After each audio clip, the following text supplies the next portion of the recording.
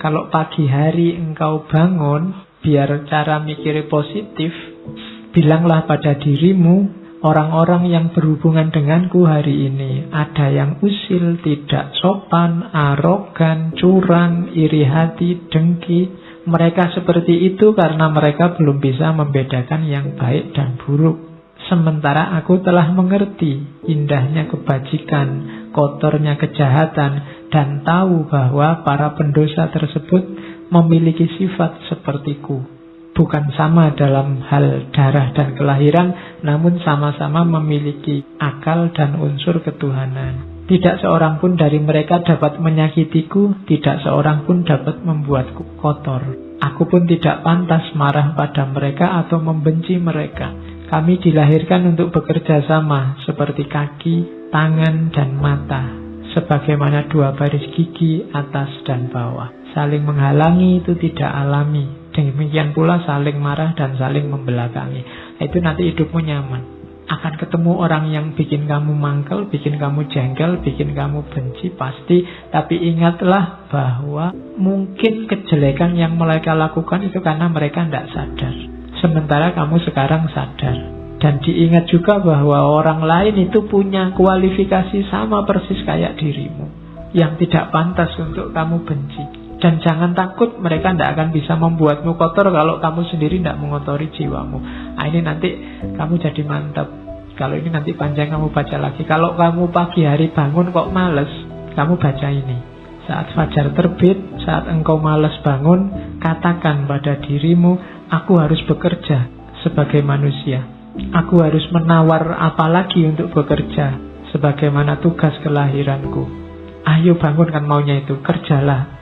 Tanyakan pada dirimu, kalau masih nggak mau bangun, apakah tujuanku diciptakan itu untuk ini, meringkuk di bawah selimut dan mereguk kehangatan? Terus kan kamu tetap bisa jawab, tapi kan nikmat, namun betapa nikmat seperti ini. Ditanya lagi sama Markus, jadi engkau lahir untuk mencari kenikmatan, bukan untuk bertindak dan mencari pengalaman. Tidakkah engkau lihat tanaman, burung, semut, laba-laba, lebah, semua menjalankan tugasnya, membuat harmoni dunia terjaga sekuat mereka bisa. Mengapa engkau tidak segera menjalankan tuntutan alamiahmu?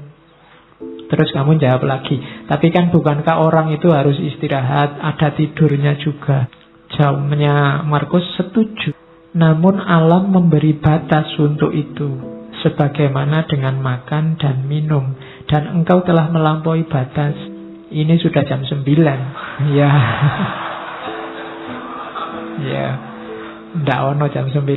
Engkau telah berlebih dalam istirahat, namun kurang dalam bekerja. Engkau tidak cukup mencintai dirimu.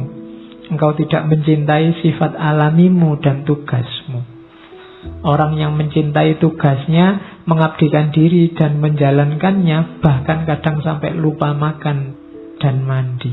Sementara kamu lupa tugasmu gara-gara tidur. Apakah engkau tidak menghormati dirimu sendiri sebagaimana pelukis mencintai lukisan, penari mencintai tarian, orang pelit mencintai uangnya, atau pemburu jabatan mencintai statusnya? Saat mereka benar-benar dipengaruhi oleh yang mereka kerjakan, mereka bahkan tidak makan dan minum karena menjalankan kecintaan mereka. Ini filsafat bangun tidur. Ya, biar kamu tidak males-malesan. Karena kadang-kadang kalau sudah males kan, meskipun bolak-balik HP-nya kamu tambah 10 menit sudah bunyi, 10 menit lagi, bunyi lagi, 10 menit lagi. Ning ya ora tangi-tangi. Oke. Kalau ini rumus hidup sama orang lain. Kapanpun engkau menemukan kesalahan pada diri orang lain, tanyakan pada dirimu, apa kesalahan yang pernah kulakukan yang mirip dengan kesalahan yang akan aku kritik ini? Kalau ada orang lain salah, tanya pada dirimu, pernah nggak kamu melakukan salah yang sama atau mirip? Itu nanti akan mengurangi kadar agresif terhadap kesalahan orang lain. Saya ingin balas dendam, Pak. Ada orang menyalahi saya. Katanya Markus, balas dendam terbaik adalah dengan tidak menjadi seperti musuhmu. balaslah musuh yang mencaci makimu dengan tidak mencaci maki. Itu balas dendam terbaik. Balaslah musuh yang menyakitimu dengan tidak menyakitinya. Manusia ada dengan saling membutuhkan kepada sesama, kamu akui atau tidak. Kamu harus hidup bareng orang lain, mau atau tidak. Maka kalau kamu tidak mampu mengajari mereka, belajarlah untuk tahan hidup bersama mereka. Sudah kamu nasihati kok tidak pulih-pulih jadi baik, ya gimana lagi? Sekarang kamu latih dirimu untuk kuat bareng mereka. Misalnya kamu punya teman sak kos-kosan berdua, kok ya males mandi. Sudah kamu nasihati, tetap males mandi. Solusinya apa? Kamu latihanlah untuk bisa tahan dekat orang yang males mandi. Jadi rumusnya simpel. Kalau kamu tidak tahan terus, sementara dia tidak berubah-berubah, kamu akan hidupmu tersiksa terus. Loh Pak, kok dia tidak berubah-berubah? Kamu tidak menguasai perubahan dia. Yang bisa kamu kuasai kan perubahan dirimu. Lebih gampang melatih dirimu untuk tahan bersama dia dibandingkan kamu mengubah dia. Ya doakan saja dia bisa berubah. Tapi kalau tidak, kamu kuat hidup bersamanya. Kemudian lagi, lakukan apapun yang kamu inginkan. Bahkan jika engkau memecah belah dirimu, sebagian besar orang akan melakukan hal yang sama seperti sebelumnya. Ini maksudnya, kamu jangan terlalu pusing dengan kelakuan orang lain, tindakan orang lain. Kayak tadi, wah orang Indonesia ini kok tambah tidak toleran orang ini. Kamu kan sumpek sendiri. Sudahlah, kamu lakukan yang menurutmu baik. Kalau kamu ingin mengubah mereka, bahkan sampai kamu mecah-mecah dirimu, kamu katanya Markus, mereka akan balik lagi seperti adanya. Itulah karakternya manusia.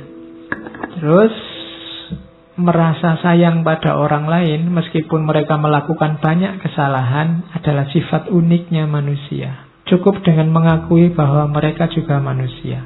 Mereka melakukan itu karena tidak sadar, berlawanan dengan kata hati mereka. Dan kita semua akhirnya akan sama-sama mati tidak lama lagi. Kita ini hidup bareng-bareng, ada orang yang salah, ada orang yang bisa diingatkan, ada orang yang tidak bisa diingatkan. Pada akhirnya sebentar lagi semuanya mati, maka kamu tidak usah terlalu sibuk, terlalu bingung dengan itu. Tidak masalah. Ingatlah, mereka tidak benar-benar menyakitimu, dan mereka tidak melenyapkan atau mengubahmu, melenyapkan kemampuanmu untuk milih. Hidupmu tetap bebas tanpa harus terikat oleh mereka, meskipun kamu hidup bersama mereka. If any man despise me, kalau ada orang menjahatiku, itu urusannya dia. Urusanku adalah tidak melakukan atau mengatakan sesuatu yang layak dicela. Kalau ada orang jahat padamu, kalau ada orang menyakitimu, itu sebenarnya tidak ada urusan denganmu. Urusannya dia. Pak, nanti kalau saya dibohongi orang, bohong itu urusannya dia. Urusanmu adalah jangan melakukan tindakan tercela. Itu aja.